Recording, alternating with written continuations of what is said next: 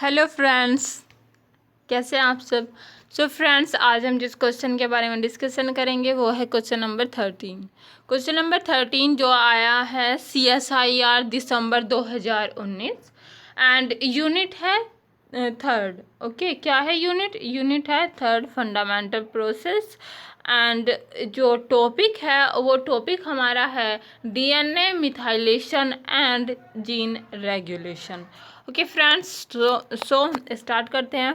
And friends, इस यहाँ पे जो आप देख रहे होगे ये क्या है? क्वेश्चन नंबर आपको दिखाई दे रहा होगा, यहाँ पे है क्वेश्चन नंबर 13। एंड इसमें जो है हमें क्या बताना था? फॉल्स स्टेटमेंट के बारे में बताना था, या फॉल्स स्टेटमेंट को हमें जो है देखना था कि कौन सा इनमें जो चार ऑप्शन है उनमें से कौन से स्टेटमेंट फॉल्स स्टेटमेंट है, और जौन सा भी गलत स्टेटमेंट था वही हमारा जो है करेक्ट स्टेटमेंट हो है इस क्वेश्चन के लिए। तो इसमें पूछा क्या गया था, जैसा कि मैंने आपको टॉपिक बता दिया, टॉपिक है DNA methylation and gene regulation. Okay, तो DNA मिथाइलेशन से ये क्वेश्चन आया हुआ था। तो फ्रेंड्स, इसमें पूछा गया था कि in contrast of DNA methylation, which one of the following statement is false? कि DNA मिथाइलेशन के लिए कौन सा स्टेटमेंट सही नहीं है या गलत है, वही हमें जो है देखना है। तो यहाँ पे अगर हम स्टेटमेंट 4 की बात करें तो वो क्या है? स्टेटमेंट 4 में जो है आपको दिया हुआ है कि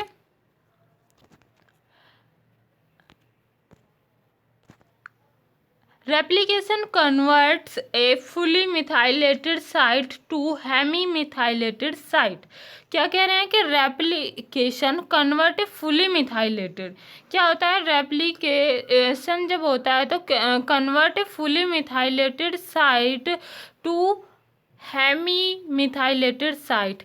देखो, अगर जो है हम DNA रेप्लिकेशन कर रहे हैं, क्या कर रहे हैं? DNA रेप्लिकेशन है, उसमें फुल्ली मिथाइलेटेड साइट थी, फुल्ली मिथाइलेटेड साइट थी, लेकिन वो किस में कन्वर्ट हो जाएगी? वो हो जाएगी हेमी मिथाइलेटेड साइट में। आई होप कि आपको जो है समझ आ रहा हो। तो किस में हो जाएगी? रेप्लिकेशन के बाद में वो हेमी मिथाइलेटेड जो है साइट में कन्वर्ट हो जाएगी। हेमी, अब यहाँ पे मैं आपको बताती हूँ कि हेमी मिथाइलेटेड साइट क्या होती है। हेमी मिथाइलेटेड साइट ये होती है जब DNA के जो है दो स्टैंड होते हैं। DNA क्या होता है कि DNA methylation is hemi methylation is when only one of two complementary stand is methylated. जब दो स्टैंड में से आपको जो है DNA के दो स्टैंड इस तरह से दिखाई देंगे, तो उन दो स्टैंड में से जब एक स्टैंड जो है मिथाइलेटेड हो और एक ना हो तो उसी को हम बोलते हैं हेमी मिथाइलेटेड। और अगर आप तो उसको क्या कहेंगे? Hemy methylated. आई होप कि आपको समझ आ गया हो कि हेमी मिथाइलेटेड क्या होगा। एंड इसमें बताया गया था कि अगर रेप्लिकेशन हुआ तो फुल्ली मिथाइलेटेड साइट से जो है हेमी मिथाइलेटेड साइट में कन्वर्ट हो जाएगा। अगर आप ये देखो कि यहाँ पे जो है हमारे पास DNA था, जब उसमें जो है रेप्लिकेशन हुआ तो वो क्या हो जाएगा? एक पे जो है मिथाइलेशन, मान लिया इस पे साइट पे भी था, इस पे भी था, लेकिन जब रेप्लिकेशन होगा तो क्या होगा?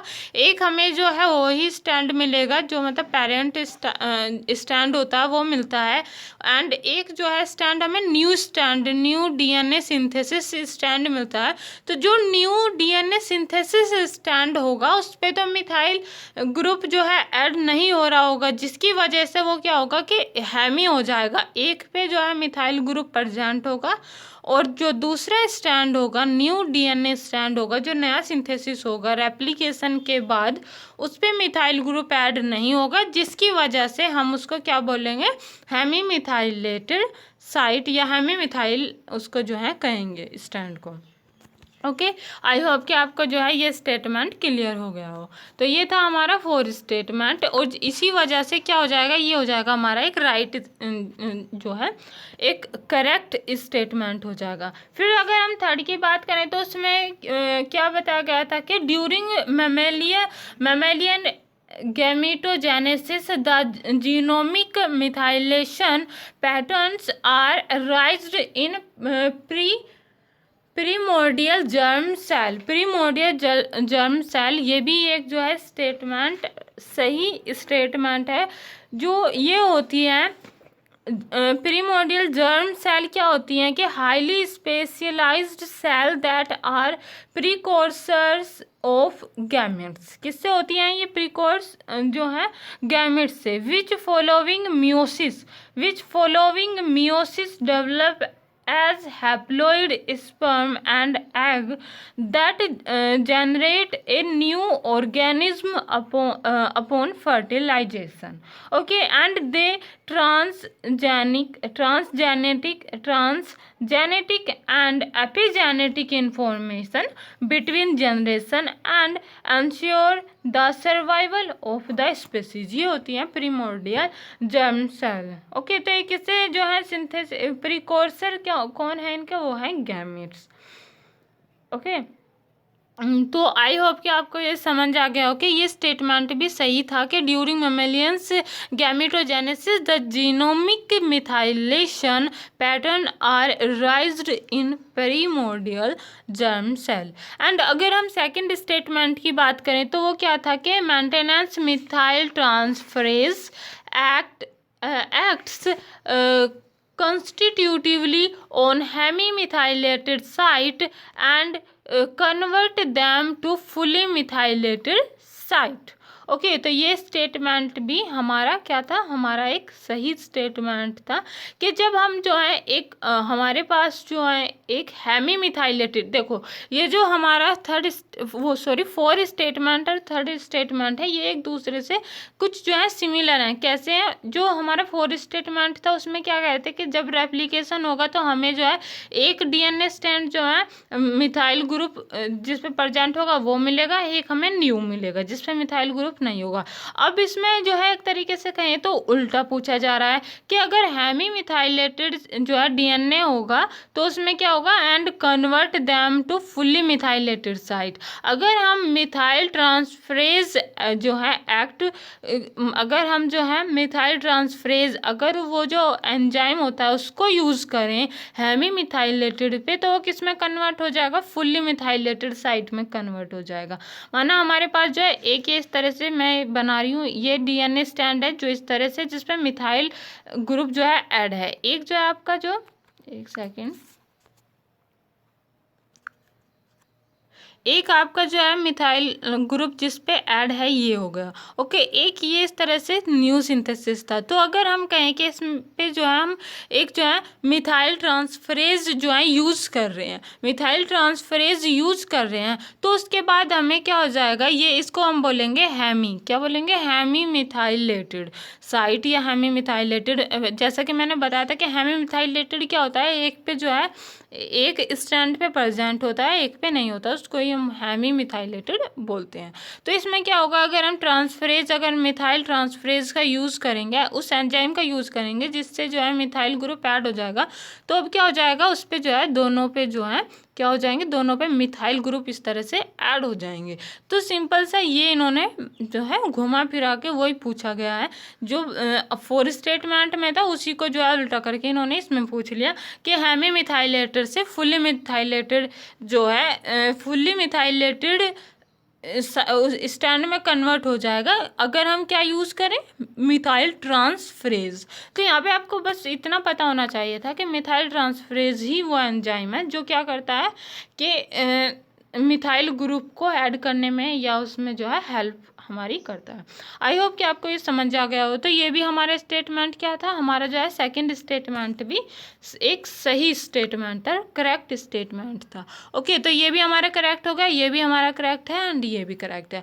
आई होप कि आपको समझ आ गया हो। तो अब आप हमें क्या बताना था, हमें बताना था इसमें फॉल्स स्टेटमेंट। फॉल्स कौन सा हुआ, अब आप देख सकते हो कि जब तीन स्टेटमेंट हमारे सही हैं तो ये जो हमारा स्टेटमेंट होगा वो गलत होगा। हालांकि मैं इसको बता सकती थी पहले ही, लेकिन क्या था कि ये बहुत ईजी स्टेटमेंट था। नंबर 1 जो स्टेटमेंट है ये बहुत ईजी है।